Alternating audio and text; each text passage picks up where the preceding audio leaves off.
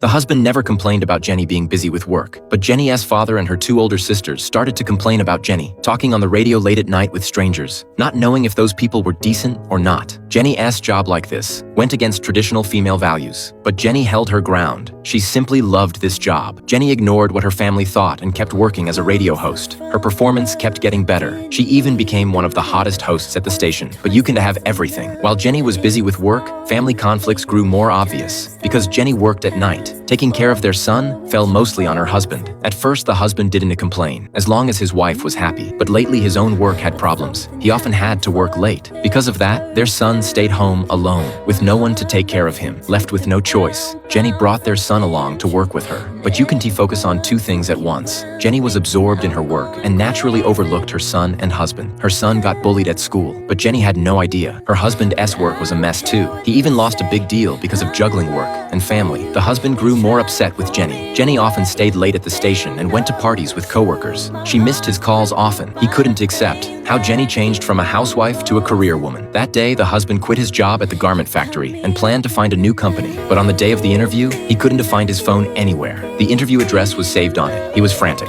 Then Jenny's phone rang. It was the principal from their son's school. The husband's phone had been taken to school by their son, who used videos on it to do business with classmates. Hearing this, they rushed to the school, but the principal told them this wasn't the first time their son had done this. The principal couldn't tolerate it and decided to expel their son. The couple never imagined their usually well-behaved son would do these things since he couldn't find his phone in time. The husband's interview was a failure too. After all this, the husband decided to send their son to live with his aunts. Jenny stopped him immediately. She wouldn't let her son live with anyone else. The husband blamed Jenny, saying her focus on work made her neglect their son, and that is why he turned out this way. Her two sisters also pushed Jenny to quit her job right away. So Jenny and her husband had a fight, and she kicked her sisters out of the house. Family tensions exploded at that moment. That night, Jenny went to work at the station as usual, but she had no heart for work. She felt she couldn't be that selfish and couldn't lose her husband and son because of her dream. That night, Jenny didn't host her show, so she came home early. Her husband told her their son was missing. The couple panicked and searched everywhere for him, but they couldn't find him. Finally, the husband found a note their son left in his wallet. It was full of apologies. Their son also hoped they would stop fighting and wanted his father to understand his mother more.